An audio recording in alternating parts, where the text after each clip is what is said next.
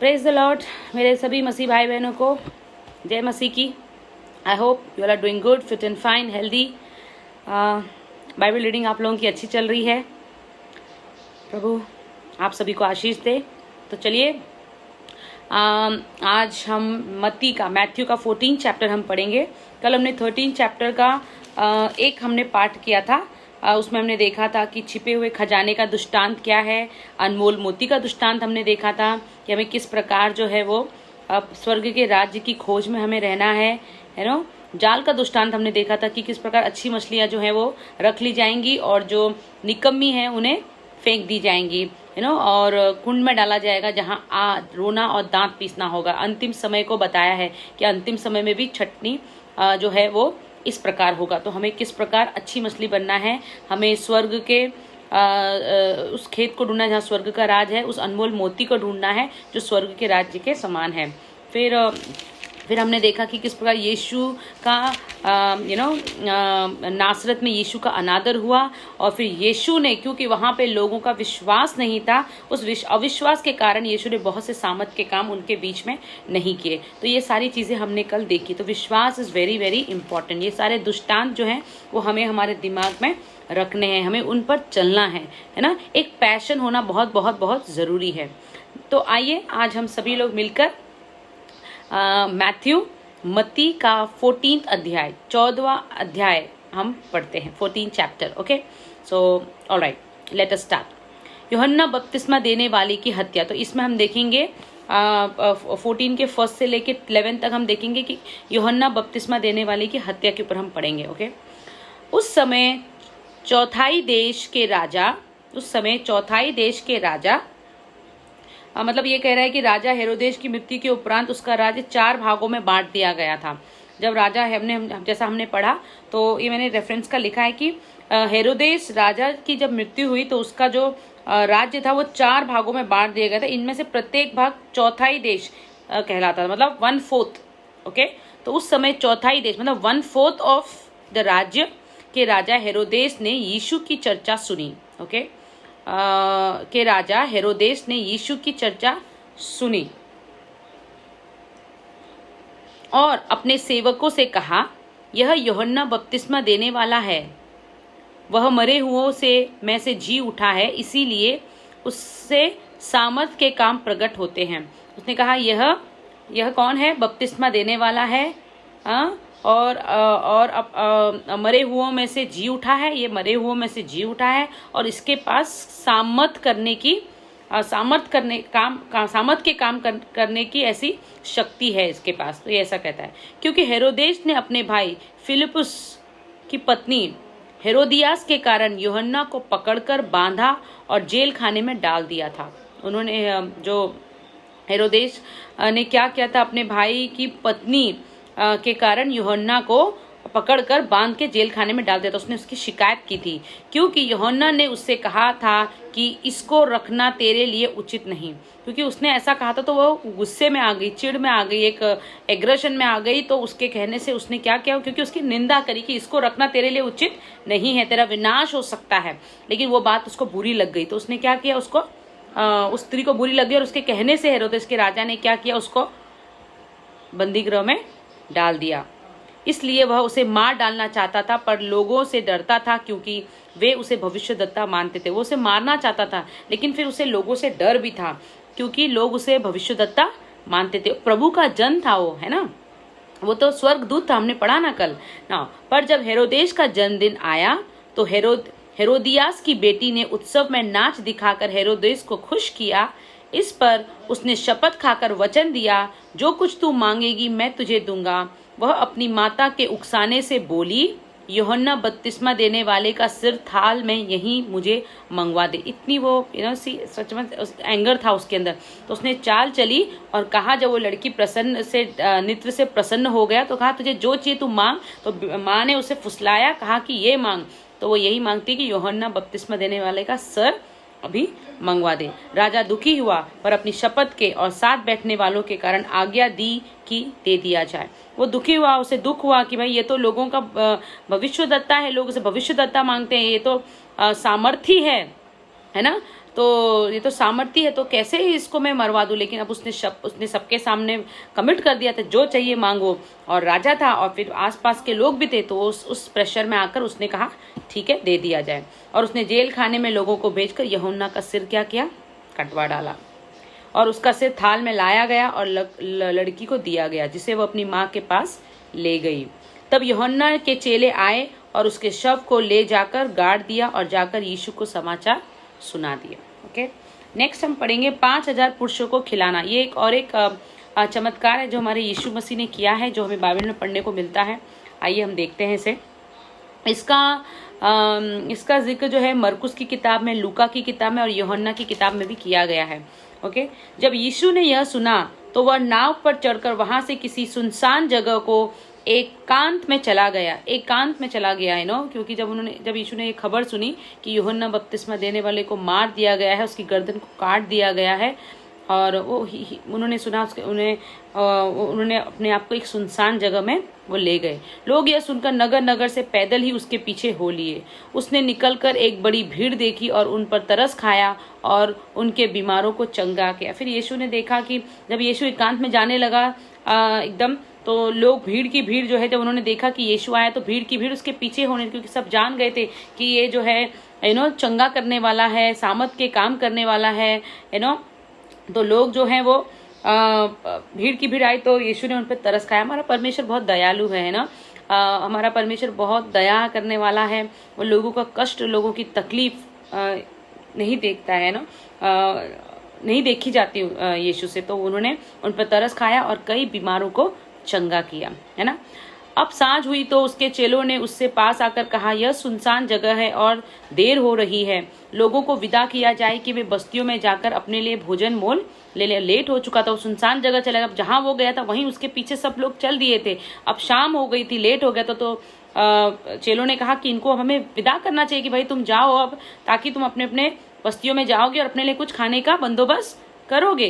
पर यीशु ने उनसे कहा, उनका जाना आवश्यक नहीं, जरूरी नहीं है, तुम ही उन्हें खाने को दो, उनको मत भेजो। यीशु ने कहा उन्हें मत भेजो, आप ही लोग उन्हें खाने को दो।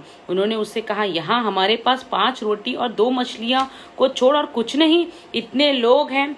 कितना का बड़ी भीड़ देखी, बड़ी भीड़ जो थी, तो कितने लोग थे उस भीड़ में। और यीशु उनसे कह रहा है कि तुम यही खिलाओ, और वो कह रहे हैं कि हमारे पास तो कुछ है ही नहीं, हमारे पास तो केवल 5 रोटियां और 2 मछलियों को छोड़ और कुछ नहीं।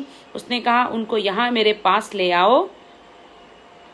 तब उसने लोगों को घास पर बैठने को कहा और उन 5 रोटियों और 2 मछलियों को लिया और स्वर्ग की ओर देखकर धन्यवाद किया और रोटियां तोड़ तोड़ कर चेलों को दी और चेलों ने लोगों को दी। जब तक खाकर तृप्त हो गए तो चेलों ने बचे हुए टुकड़ों से भरी हुई 12 टोकरियां उठाई। कितनी? 12। और कितनी रोटियां थी उनके पास? सिर्फ 5 रोटियां थी और सिर्फ 2 मछलियां थी। और वो जब उन्होंने उठा के देते रहे, देके सब तृप्त हो गए, तो कितनी उन्होंने टोकरियां उठाई? 12 टोकरियां उठाई। और खाने वाले स्त्रियों और बालकों को छोड़ 5000 पुरुषों के लगभग थे। तो बड़ी भीड़ का जो जिक्र हुआ है, 5000 से भी ज्यादा लोग थे, पुरुषों के लगभग थे, अच्छे हट्टे खाटे लोग थे, खाने वाले लोग थे, पुरुष थे, 5000 से ऊपर। उन लोगों को यीशु ने इस चमत्कारी रूप से 5 रोटी और 2 मछलियों, सिर्फ उतनी लिमिटेड चीजों में यीशु ने भर भर के तृप्त होता खिलाया। और आखिर में चेलों ने कितनी टोकरियां उठाई? 12 टोकरियां उठाई। See the grace of God,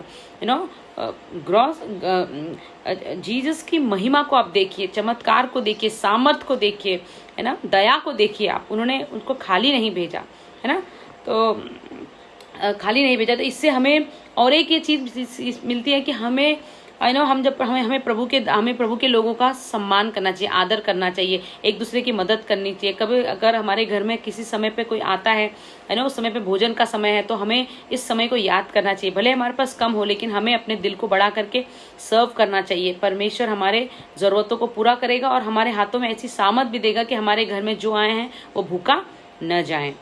यीशु का पानी पर चलना, अब ये हम देखेंगे। तब उसने तुरंत अपने चेलों को नाव पर चढ़ने के लिए विवश किया कि वे उससे पहले पार चले जाएं। क्या किया? उसने तुरंत अपने चेलों को नाव पर चढ़ने के लिए विवश किया कि चलो नाव पर चलो, कि वे उससे पहले पार चले जाएं, कि वो यीशु से पहले ही पार चले जाएं। तब तक वह लोगों को विदा करे, कि तुम लोग चलो आगे और मैं तुम्हारे पीछे आता हूँ। वह लोगों को विदा करके प्रार्थना करने को अलग पहाड़ पर चला गया। देखिए सच एन इंपॉर्टेंट वर्ड, इसको अंडरलाइन कर लीजिए कि प्रार्थना करने के लिए अलग पहाड़ पर चला गया। तो ये बहुत जरूरी है। इस वर्ड से हमें ये सीखने को मिलता है कि हमें हमारी लाइफ में एक एकांत, एक अकेले की प्रार्थना करना बहुत बहुत जरूरी है। हम मिल के प्रार्थना करें अपनी, लेकिन एक पर्सनल प्रेयर होना, परमेश्वर के साथ। ये हम क्या कर रहे हैं, ये हम एक परमेश्वर के साथ एक पर्सनल इंटरेक्शन कर रहे हैं। वही मैंने यही मैं चाहती थी एक्चुअली।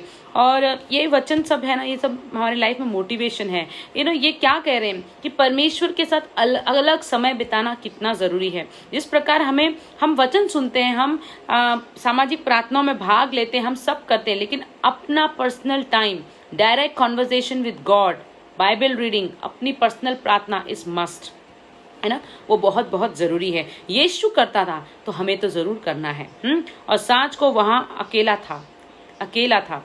तब उस समय नाव झील के बीच लहरों से डगमगा रही थी, क्योंकि हवा सामने की थी। हवा सामने से आने लगी तेजी से, तो जो नाव जो थी वो डगमगाने लगी। और यीशु रात के चौथे पहर झील पर चलते हुए उनके पास गया। झील पर चलते हुए हमारा यीशु जो है वो उनके पास गया।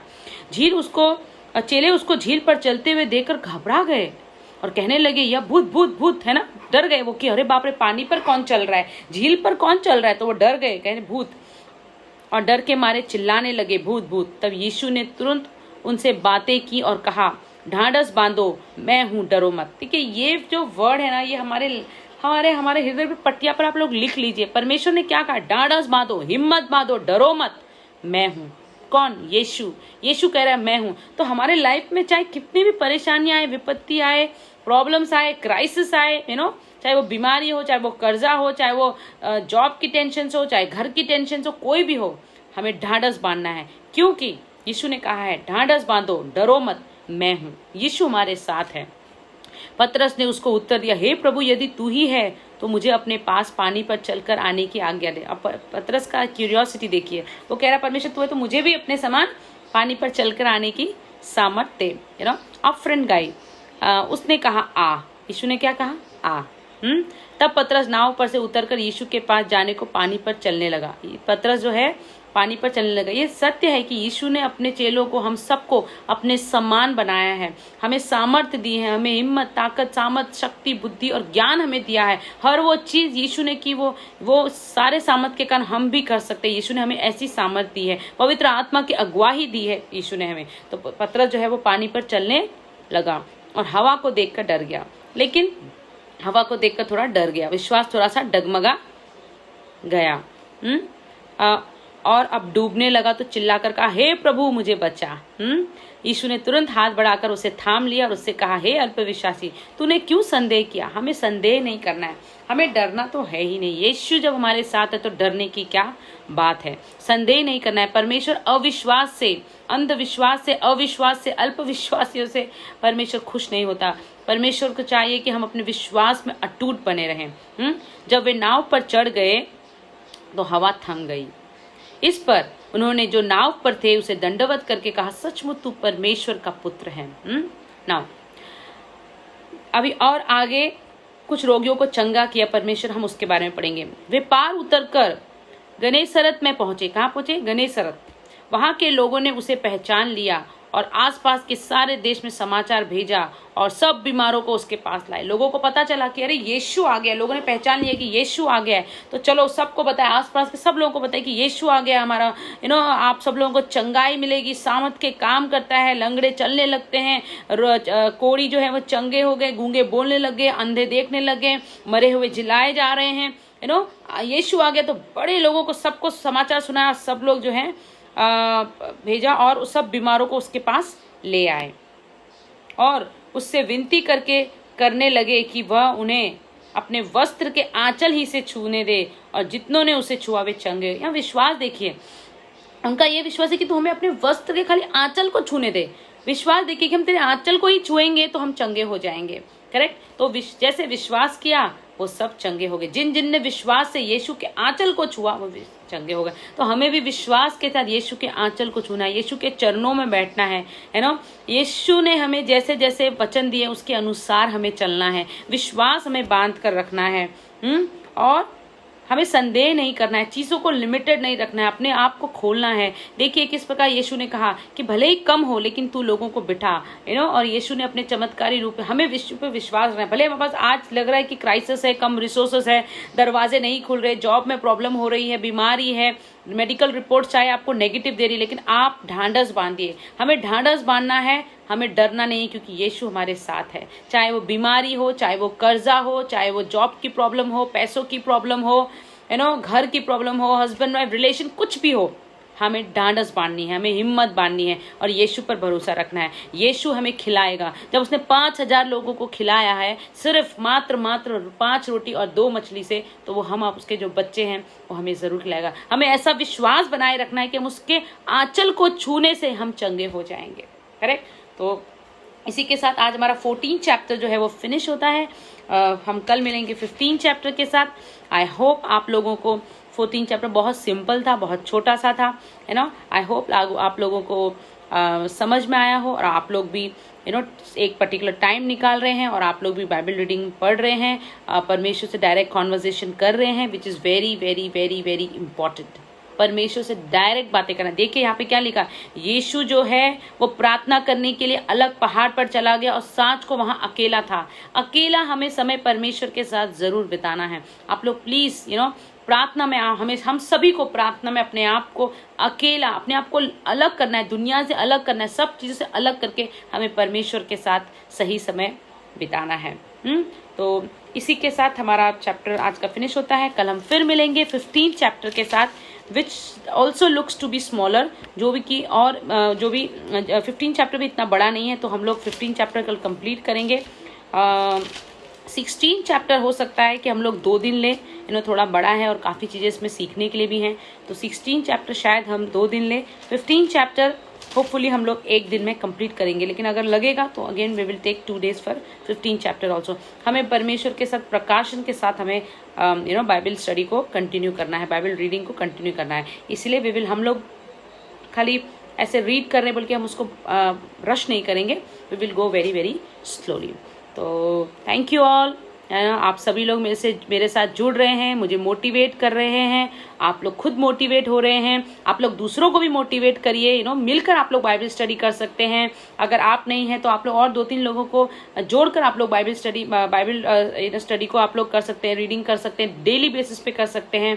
तो ये बहुत ज़रूरी है, क्योंकि है ना, क्योंकि हमें हमारे दिन भर की रोटी परमेश्वर से मांगने, दिन भर का असाइनमेंट हमें परमेश्वर से मांगना है। तो आशा करती हूँ कि आप सभी लोगों को हमारी ये बाइबल रीडिंग में आप लोगों को ये फ़ायदेमंद हो रही है, 100% होगी, क्योंकि ये डायरेक्ट हम परमेश्वर से हम बातें करें। मुझे तो बहुत बहुत बहुत ज़्यादा बेनिफिशियल हो रहा है। मैं चाहे दिन भर मेरा कितना भी बिजी क्यों ना हो, I am blessed, super blessed कि गॉड जो है ना वो मुझे इस प्रकार से, मतलब सारी थकान, सारा काम, सारी चीज़ें मेरी हो जा रही है और मेरी बाइबल रीडिंग भी परफेक्ट टाइम पे मैं कर पा रही हूँ, एंथुसियास्टिक के साथ कर पा रही हूँ, है ना, एनर्जी के साथ कर पा रही हूँ। प्रकाशन परमेश्वर दे रहा है, बातें कर रहा है, बुद्धि और ज्ञान दे रहा है, सारी चीज़ों को समय पर करने का ऐसी मुझे सामत ताकत दे रहा है। तो मैं प्रभु का धन्यवाद करती हूँ। मैं आप सभी मेरे मसीह भाई बहनों का भी धन्यवाद करती हूँ जो आप लोग मेरे से जुड़ते हैं। तो okay, God bless you all. कल मिलते हैं।